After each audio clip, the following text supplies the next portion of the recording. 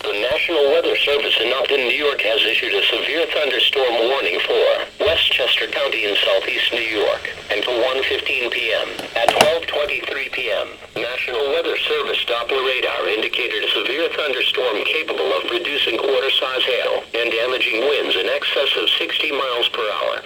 This storm was located near Hawthorne, or near White Plains, and moving northeast at 20 miles per hour.